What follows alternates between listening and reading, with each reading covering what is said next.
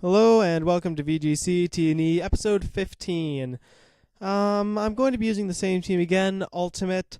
There's not really too much to this team's strategy, so this is probably going to be the last episode they're in. I might bring them back later when I actually start playing on my DS, once I get that all hooked up and whatnot. But for now, you might be saying farewell to these guys. I've got another team in the works, so yeah. Anyhow, let's try to go out with a bang.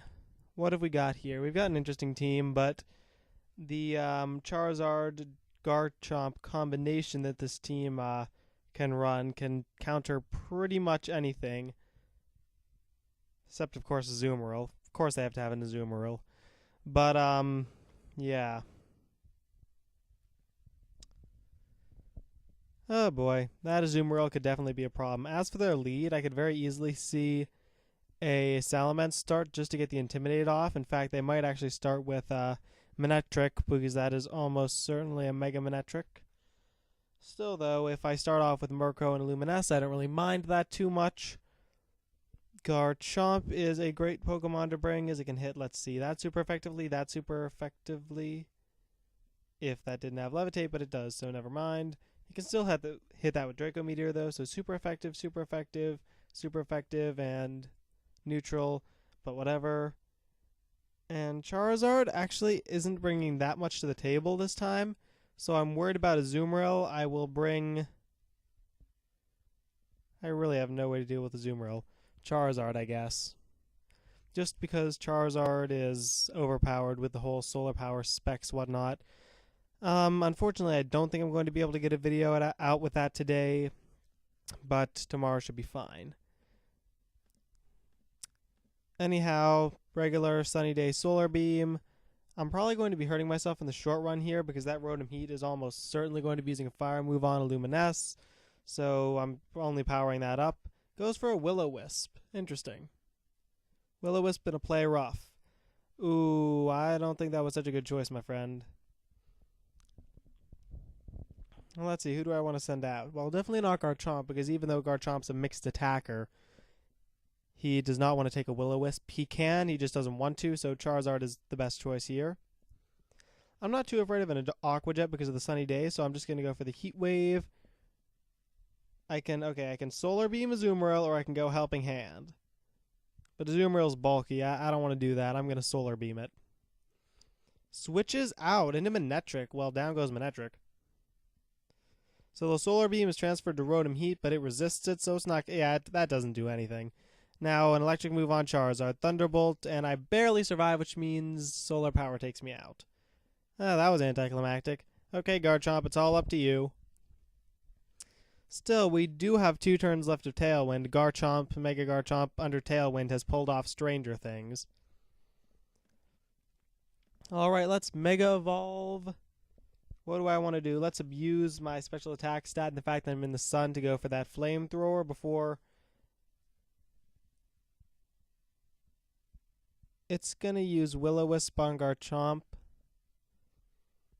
but I don't really mind that too much. So let's just be sure I get the Oko by going Helping Hand on Garchomp. I definitely want to get the Oko. Oh, and Rotom Heat protects. Wow, plot twist. So Garchomp takes 0 damage this turn. That's really interesting. But Azumarill comes back out. Okay. So now then. Is Azumarill going to protect? It knows I carry the Solar Beam. My primary objective right now is to take down the Rotom Heat, so I'm going to use Draco Meteor on Rotom Heat before I Solar Beam the Azumarill. Even if it protects, I don't lose too much. Okay, I do a massive amount of damage. Draco Meteor misses. Oh, that could be really problematic. Is Play Rough? Play Rough hits, but Garchomp survives. Bad news is my Tailwind is now out. Okay. If Draco Meteor hits and Solar Beam hits too, then I'm still in business. But if even one thing goes wrong, like if that Rotom Heat protects, the game's over. Because my Draco Meteor will will hit the protect. I will die to the burn. Azumarill goes down, and then I can't touch Rotom Heat with Illuminess. Goes for the Aqua Jet. Okay, that's another way to end the game. Azumarill goes down, but once again, it's Rotom Heat versus Illuminess in the sun. I can do nothing, and Illuminess goes down. Oh, that's such a pity. Yeah. I wound up in a rather bad situation with that one. You know what? I'm going to make this a combined video because the Charizard moveset for the Specs is so easy. I'll just do that today. This is the team I'm working on. Don't think it'll do too well. At least not till I fix it up some. Anyhow, Charizard, really easy to make. Just go with regular Charizard. Want it to have choice specs, and you want it to have solar power. So, Heat Wave is absolutely mandatory. Heat Wave is your primary stab. It is what gets you the absolutely massive damage. I'm going to open up a calculator just to show you guys. Calculator, okay. Online calculator. This should work fine. Hopefully. Okay. So 95 damage times that 1.5 stab. That's pretty respectable. Times 1.5 for that sun. That's not bad. Times 1.5 for that solar power. Now we're getting pretty dangerous. Times 1.5 for those specs. Yeah, 480 damage. You do have to take into account that this is a spread move, though. So times 0.75. And we have the fact that it's hitting each opponent for basically 360 damage. Of course, if you have Luminous out and Luminous uses Helping Hand, that would be times another 1.5. So if Helping Hand goes down, you're at 540 attack, which is just insane. Air Cutter is to abuse your other stab.